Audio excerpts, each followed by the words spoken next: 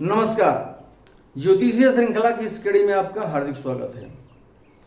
अभी हम कुंडली में बनने वाले अशुभ योगों अर्थात दुर्योगों का अध्ययन कर रहे हैं। इस श्रृंखला में प्रेस्य योग के बारे में हम जान रहे हैं। पिछले वीडियो में हमने प्रेस्य योग के बारे में कुछ बिंदुओं पर विचार किया था और उसका अध्ययन किया था।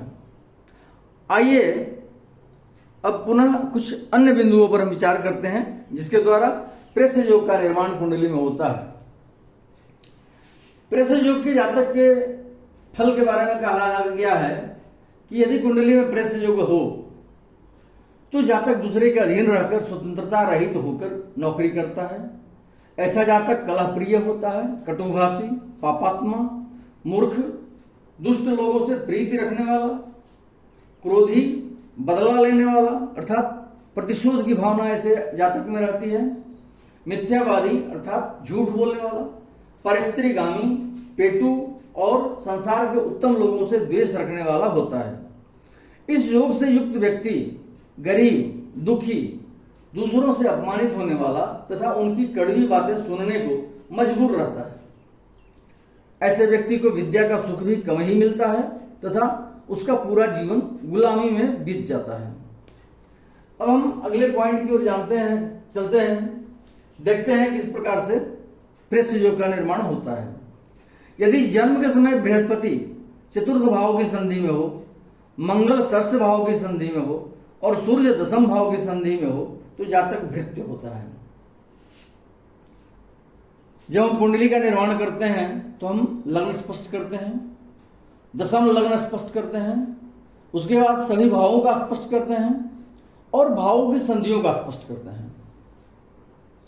तो भाव की संधि के स्पष्ट के हिसाब से जिस भाव में संधि जितना डिग्री जितना कला पर होता है, यदि कोई ग्रह उतने ही डिग्री उतने ही कला पर स्थित हो तो उसको हम संधि में पड़ा हुआ ग्रह बोलते हैं।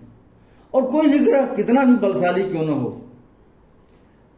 कितना भी अच्छी स्थिति में नजर आ रहा हो, लेकिन यदि संधि में पड़ा हुआ है तो शुभ फल देने की स्थिति में नहीं होता है और अशुभ फल प्रदाता हो रहा है या न्यूट्रल हो जाता है। तो कहा गया कि यदि जन्म के समय बृहस्पति चतुर्थ भाव की संधि में हो, मंगल षष्ठ भाव की संधि में और सूर्य दशम भाव की संधि में हो तो जातक भृत्य होता है। इन तीनों ग्रहों का संधि में होना अनिवार्य है। बृहस्पति का चतुर्थ की संधि में, मंगल का षष्ठ की संधि में और सूर्य का दशम भाव की संधि में होना अनिवार्य है। अगला पॉइंट है, यदि चंद्रमा शुभ राशिगत हो परंतु पापनवांश में हो और बृहस्पति लग्नेश के साथ हो तो जातक पराय व्यक्ति का काम करने वाला अर्थात भृत्य होता है। कुंडली में चंद्रमा शुभ राशिगत हो, ठीक है, परंतु पापनवांश में हो, कोई भी ग्रह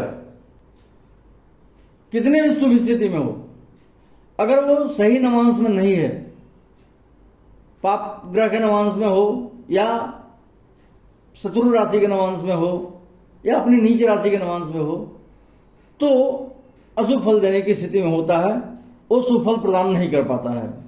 इसलिए नवांश का कुंडली में बहुत ज्यादा महत्व होता है कुंडली के विश्लेषण में। तो वही कहा गया कि यदि शुभ राशिगत हो परंतु अगर पाप ग्रह के नवांश में हो और बृहस्पति लग्नेश के साथ हो तो जातक पराय व्यक्ति का काम करने वाला अर्थात भृत्य होता है।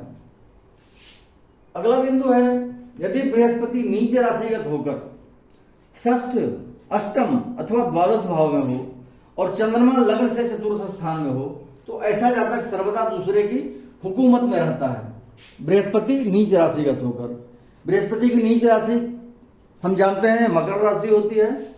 इस उदाहरण कुंडली में जो मिथुन लग्न की कुंडली है इसमें अष्टम भाव में मकर राशि है और यहां पे नीच का होकर के बृहस्पति बैठा हो और चंद्रमा चतुर्थ स्थान में बैठा हो तो ऐसा जातक सर्वदा दूसरे की हुकूमत में रहता है। यदि बृहस्पति नीच का होकर के षष्ठ स्थान में, अष्टम में अथवा द्वादश में बैठा हो और चंद्रमा लग्न से चतुर्थ स्थान में बैठा हो तो ऐसा जातक हमेशा दूसरे की सेवा करने वाला होता है, दूसरे की हुकूमत में रहता है अर्थात दूसरे की चाकरी करता है। अगला है, यदि लग्न शनि के दृष्टिकारण का हो और उस पर केंद्रगत चंद्रमा की दृष्टि पड़ती हो तो ऐसे जातक का जन्म राजकुल में भी हो तो नीच कर्म द्वारा जीविका प्राप्त करता है। लग्न स्पष्ट करते हैं हम, और लग्न स्पष्ट के द्वारा हम देखते हैं कि वो लग्न किस होरा, किस दृष्टिकारण, किस सप्तमांश, किस नवमांश, किस द्वादशांश या वर्ग कुंडली जब हम निर्माण करते हैं तो उसके हिसाब से उसको हम देखते हैं। इस पॉइंट में कहा गया है कि यदि शनि के दृष्टिकारण में हो, लग्न जो हो शनि के दृष्टिकारण में हो और केंद्रगत चंद्रमा उसको देखता हो, चंद्रमा की चूंकि सप्तम दृष्टि होती है और लग्न पर दृष्टि जब वो डालेगा तो सप्तम भाव में बैठ करके डालेगा, तो चंद्रमा यदि उसको देख रहा हो लग्न स्थान को और लग्न शनि की राशि के दृष्टिकारण में हो तो अर्थात मकर या कुंभ के दृष्टिकारण में हो तो ऐसा जातक का जन्म यदि राज परिवार में भी होता है तो वह निज कर्म द्वारा अपनी जीविका को प्राप्त करता है। अगला बिंदु है कि यदि नवमेष शनि पंचम अथवा द्वितीय भाव में हो और उस पर पापक ग्रह की दृष्टि पड़ती हो अथवा वैसा शनि किसी पापक ग्रह के साथ होकर छठे भाव में बैठा हो तो जातक आजन्म नीच वृत्ति करता है। नवमेष